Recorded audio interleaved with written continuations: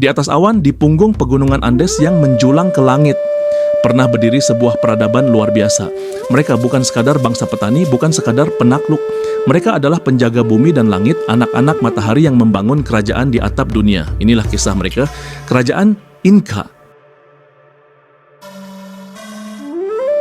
Dari kabut zaman purba, lahirlah legenda tentang leluhur yang turun dari langit. Dikisahkan Dewa Matahari Winti memerintahkan sepasang anaknya, Manco Capac dan Mama Oclo, untuk turun ke bumi melalui air suci Danau Titicaca. Dengan tongkat emas di tangan, mereka berjalan menembus lembah dan gunung, mencari tanah yang subur untuk mendirikan peradaban baru. Dan ketika tongkat itu akhirnya menancap di bumi Cusco, di sanalah sejarah dimulai. Sebuah kerajaan lahir dan dunia perlahan menyaksikan kebangkitan anak-anak matahari.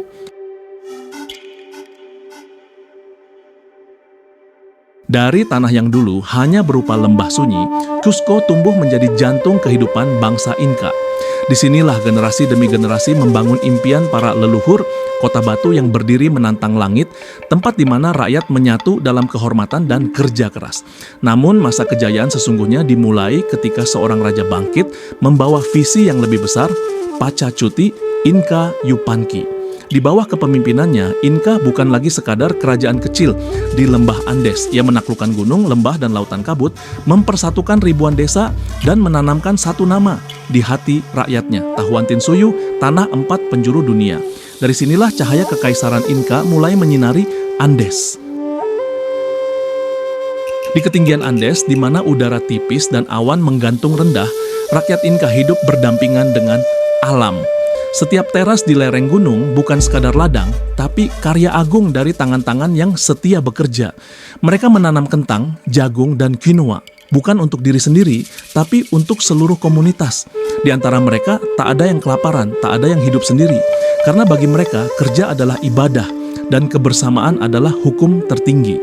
Dalam sistem yang mereka sebut Aini, setiap tangan bekerja untuk yang lain, dan setiap hasil dibagi dengan adil. Tanpa uang, tanpa pasar modern, mereka membangun ekonomi terbesar di dunia kuno hanya dengan rasa saling percaya. Inilah kehidupan di atap dunia, damai, teratur, dan penuh makna. Bagi bangsa Inka, hidup bukan sekadar tentang bekerja dan bertahan. Hidup adalah persembahan. Mereka percaya setiap hembus angin, setiap tetes hujan, dan setiap cahaya mentari adalah pesan dari para dewa. Di antara semua dewa, satu yang paling mereka muliakan, Inti sang dewa matahari. Dari sinarnya mereka percaya lahir kekuatan kehidupan. Dan dari darah para leluhur, lahir seorang raja yang mereka sebut Sapa Inka, anak matahari di bumi. Setiap tahun mereka mengadakan Inti Raimi, festival agung yang memuliakan cahaya dan kehangatan ilahi. Ratusan penari berpakaian warna-warni memenuhi alun-alun Cusco. Tabuhan jenderang menggema di antara dinding batu dan aroma dupa memenuhi udara gunung.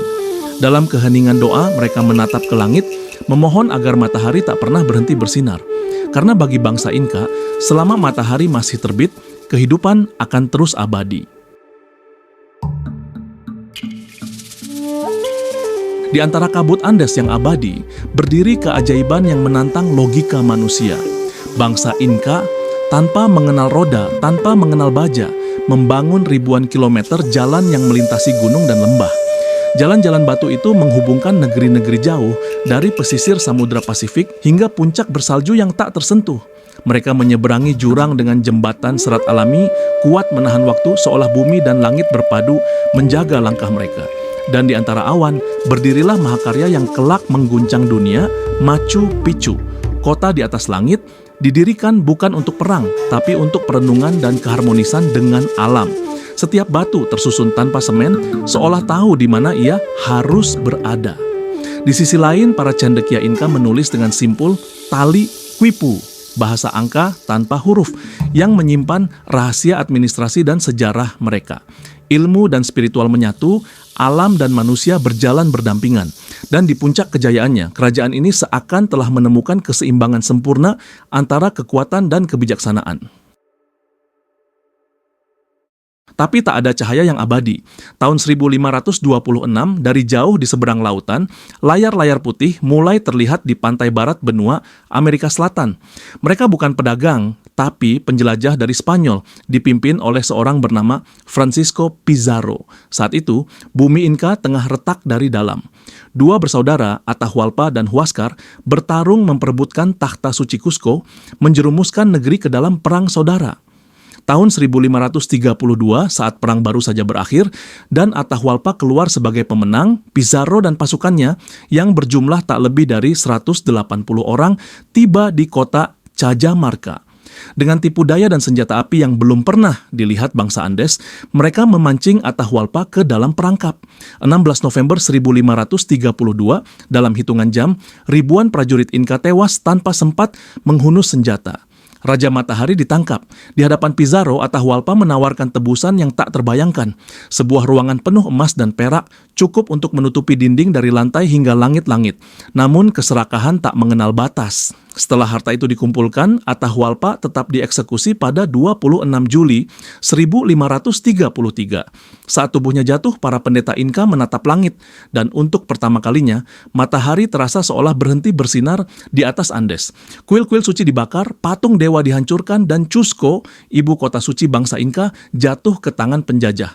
Begitulah pada 15 November 1533, kekaisaran yang membentang dari Ekuador hingga Chili resmi runtuh. Bukan karena mereka kalah berani, tapi karena mereka dihancurkan oleh tipu daya, penyakit, dan perpecahan di antara darah sendiri. Dan sejak hari itu, matahari tak lagi disembah seperti dulu.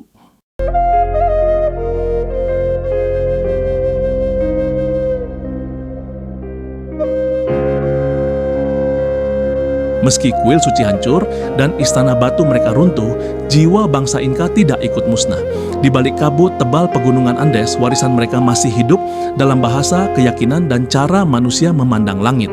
Di ladang tinggi Cusco dan Titicaca, para petani masih menanam jagung dan kentang dengan pola yang sama seperti leluhur mereka dulu. Di setiap fajar, para tetua masih menatap matahari dan berbisik pelan, "Inti, sang ayah matahari, terbitlah kembali seperti engkau dulu membangunkan kami." Bahkan setelah ratusan tahun penjajahan, setelah salib menggantikan simbol matahari dan nama-nama Inka dijadikan legenda, semangat mereka tetap hidup, menyatu dalam darah bangsa Andes modern. Machu Picchu, kota yang disembunyikan kabut, tetap berdiri megah di antara awan dan waktu, seolah menjadi pesan dari masa lalu, bahwa kebesaran sejati bukan tentang kekuasaan, tapi tentang bagaimana manusia hidup selaras dengan bumi dan langit. Hari ini, 5 abad setelah kejatuhan mereka, bangsa Quechua, keturunan langsung Inka, masih menjaga warisan itu. Dalam lagu, dalam doa, dan dalam setiap langkah di jalan berbatu Andes, mereka membuktikan satu hal: matahari mungkin pernah redup, tapi cahayanya tak pernah benar-benar padam.